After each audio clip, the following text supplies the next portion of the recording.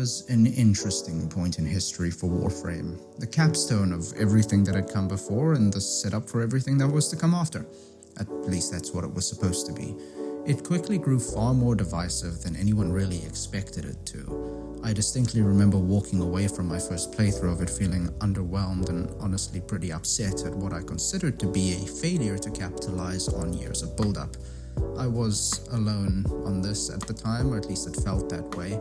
All the online discussions about it were very much bought into the hype, but it didn't take long for others who had major gripes with the quest to make themselves known. I could complain about the new war for hours, I have in the past, but I think it's far more interesting to try and understand why what came next seemed to resemble something a lot closer to a soft reboot than just a continuation. Why exactly did the game end up taking a different, and in my opinion much better and desperately needed, directional shift once Rebecca Ford replaced Steve as creative director, and why did some of the setups the new war created end up getting seemingly memory hold?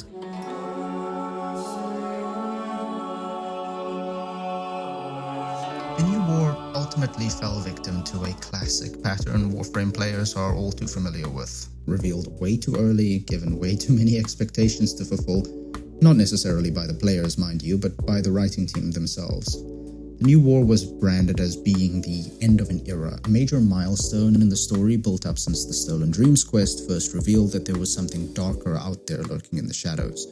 It was given a role that it really didn't have to have, of simultaneously bringing a close to a major linear story arc that had been developed over the better part of a decade, and tying together all the changes to the active world of Warframe, and all the multitude of open plot threads from side quests, time-limited operations, and in-game events that some players just never experienced, including in the direct lead-up to the quest itself. Structurally, the new war had the makings of a full campaign that was to be built up in the world over time through separate quests that all tied together to form the larger war narrative, which is what it should have been, and Scarlet Spear pretty much proved that, but at some point the decision was made to try and condense everything into a 2.5-hour story quest. It ended up being made of unique gameplay segments that, aside from certain pieces of forgotten content, we have not seen since, and the entire, quote, war story was relegated to the first 30 minutes before a character we'd never seen before took the reins. So what we ended up getting was less a new war and more a couple of disconnected side stories followed by some strange combination of Metal Gear Solid and Monster Hunter. Overambition wasn't the issue, as it usually is with Warframe. It was fully possible to do this project with the resources Digital Extremes had on hand. Hell, they spent a lot of time releasing completely irrelevant side stories between the Sacrifice and the New War. Release slots that should have been taken up by content directly tied into the war narrative. A lesson which they clearly learned given how they've handled their releases since Whispers in the Walls, with more or less every new story building directly towards the greater narrative around the Indifference in Tau. Before, you had quests dedicated to introducing a new Warframe and it would change the world in some way, but that was the end of it. Now even the Warframe quests themselves are building the world with intention, and that's really the crux of it. World building with intention rather than just for the sake of it.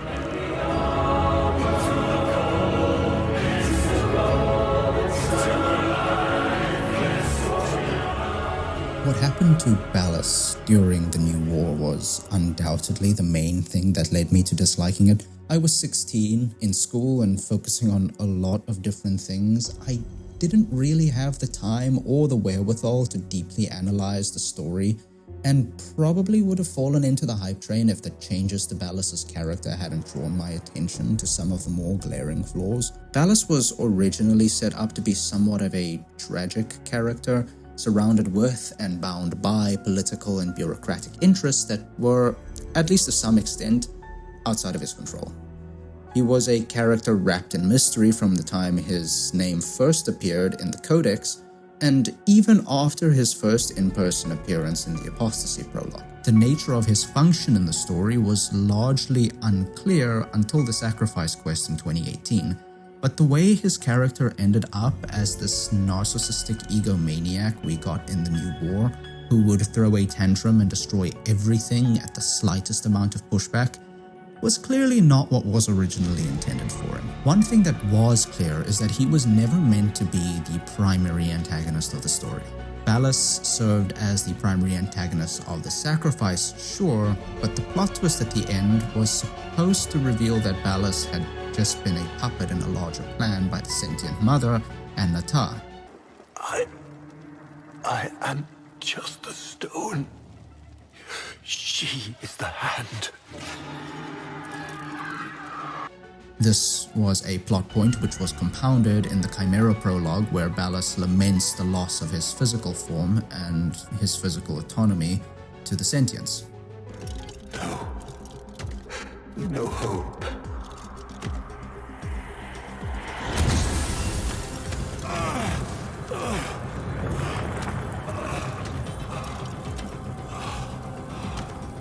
Only suffering under her eye.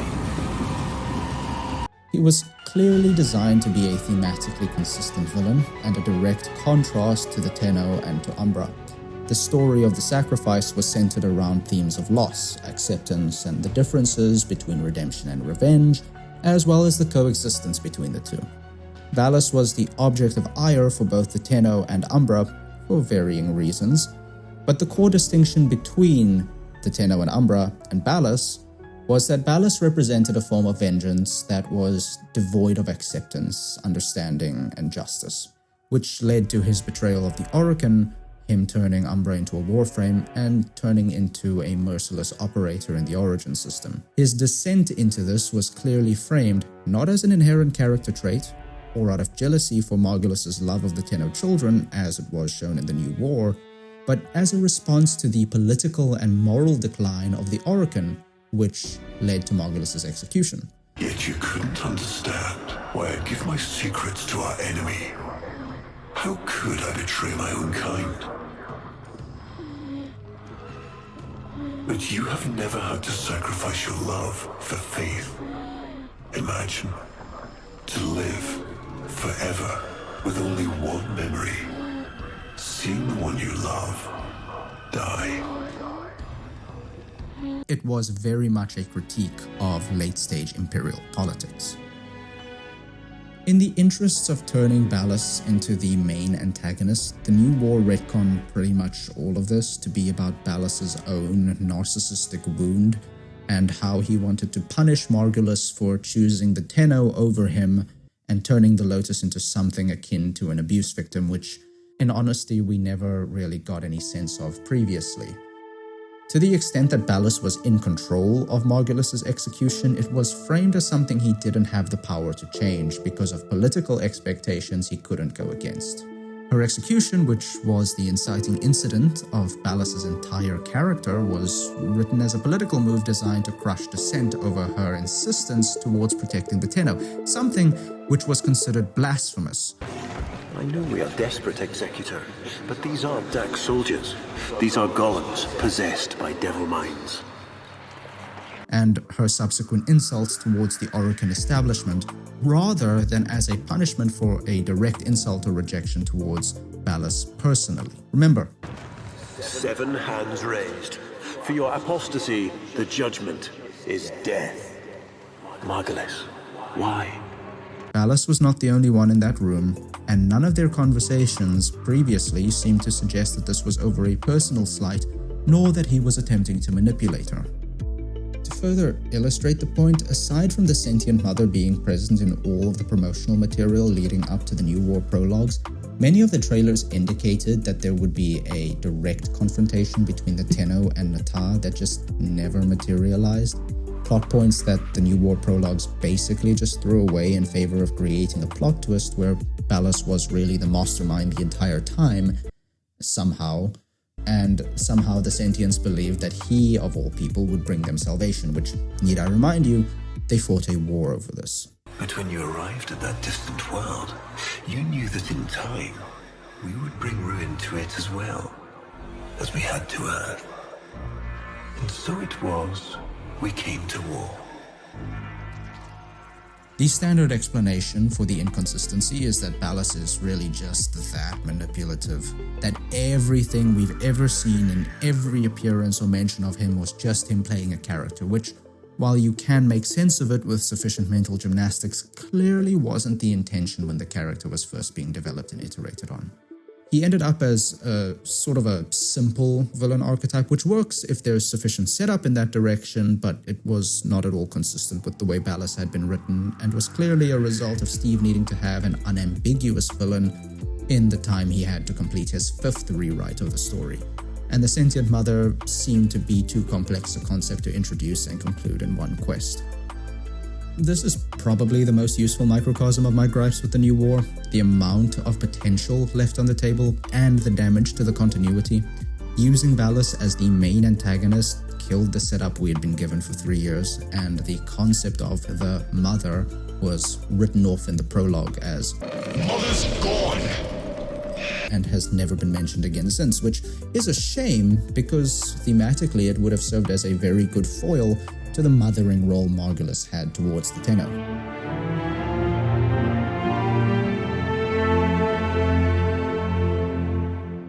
A lot can be said about the effect the new war had on the lore. Not all of it was damaged, some of it was set up that's been used to take the story in a very interesting direction. Take eternalism, for example, the idea that all possibilities of all events all happen simultaneously and simply manifest differently within a continuity.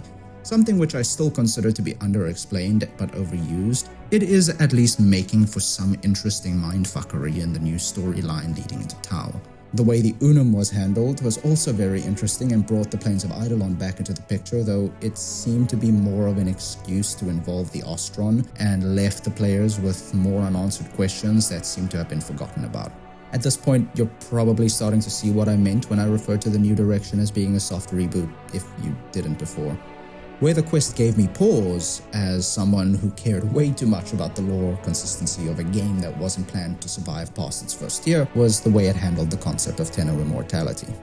You cannot kill the devil, Tenno. But you can send it back to hell. Yeah, the Tenno aren't supposed to be immortal. Previous quests, and subsequent quests for that matter, have shown this explicitly. The entire thematic and narrative significance of the Second Dream was that the Tenno, once you get past the Warframe itself, is ultimately mortal and vulnerable. By your hand, expose their heart. By my edge, leave it beating from its nest. And the entire story of the Chains of Harrow was centered around Rel's life being unnaturally extended by transference into his Warframe. In other words, he would have died otherwise, and in fact, he did die after the Chains of Harrow were broken. This one, Mama. I feel tired. Good, Rel, you were learning. Well, why don't you have a little rest then? Okay. Okay, Mama. He didn't just resurrect through the void or reconstitute his physical form, and he absolutely did not take a sword through the heart. This is another thing that was retconned by a later quest, the old piece where the Tenno, well, dies.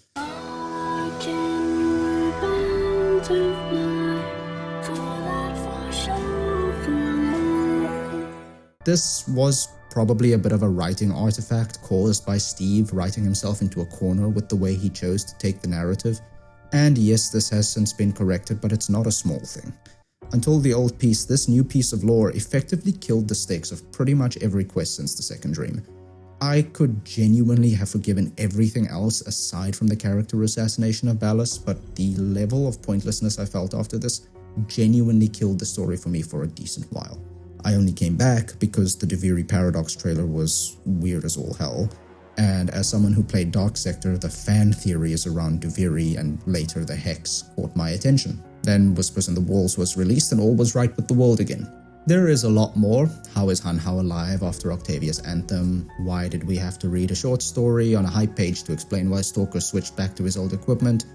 I could genuinely rant about this for an eternity, but I think I've made my point, and to be honest, Hanhao has put me on a bit of an emotional roller coaster since the reboot, so I'll let that slide.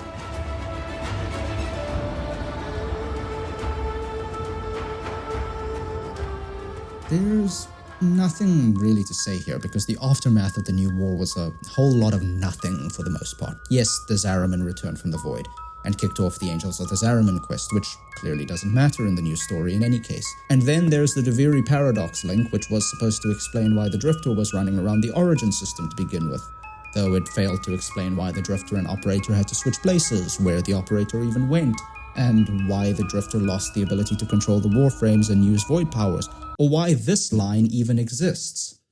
Surprising, but your transference signal is clear. This might be an odd sensation for you. Well, can't be harder than riding a horse, can it?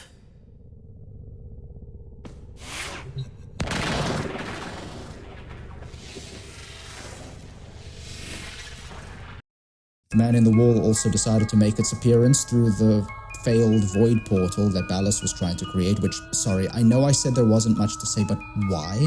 A dying star was never necessary to access the void before, or even to transport large ships through it. The Sentients had to get to Tau somehow, and the Zariman had to get into the void to get lost there in the first place. It was always void keys or something of the sort. You will never pry the Janus key from the clutches of its rightful owner. I, Captain Vor, have ascended, and the void salutes me. Again, another arbitrary rule that was added to increase the stakes at the cost of narrative and pre-established lore. And I'm sure there was some hand-wavy explanation, but I mean, come on. This is probably where the soft reboot framing becomes the clearest. Era's alive, but he's controlled by this new thing called Pazul, who Lotus is trying to save him from, except, well, she's doing this shit instead.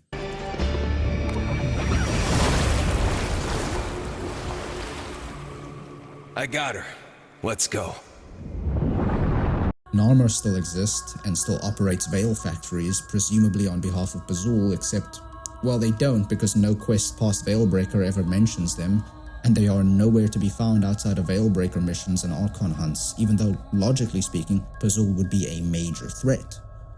And I guess you could handwave this by saying there's plenty of content that just fell to the wayside, which is true, except none of those were major story arcs. They were mostly just things like Nightwave, and all of them were situations where going quiet for a few years made sense because, well, they were background events that just operated in the shadows and didn't have active world domination as an end goal.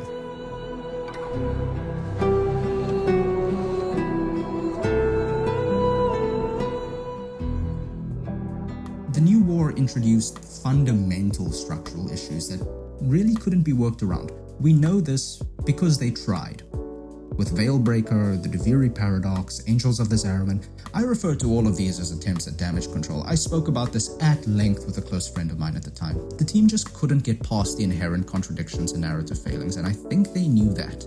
You can't explain away a character assassination. You can't set up a new villain with nothing to work from. You can't have stakes when nothing really matters because anything and everything happens at the same time. Her parents will survive.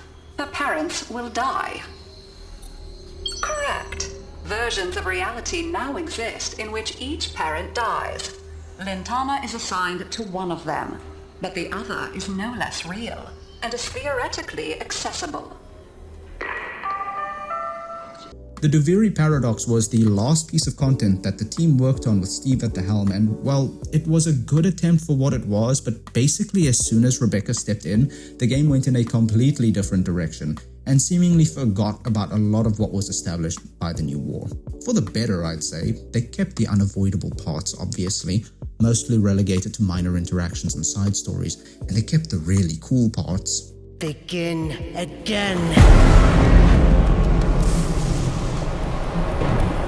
It is, after all, still just one game, but between re-establishing that the Tenno can die, that actions and inactions have meaningful consequences, and changing the focus from the constant crises happening with the world to stories about more personal and relational conflict, which was always Warframe's strong suit, the game is genuinely in a very different place than it was 5 years ago.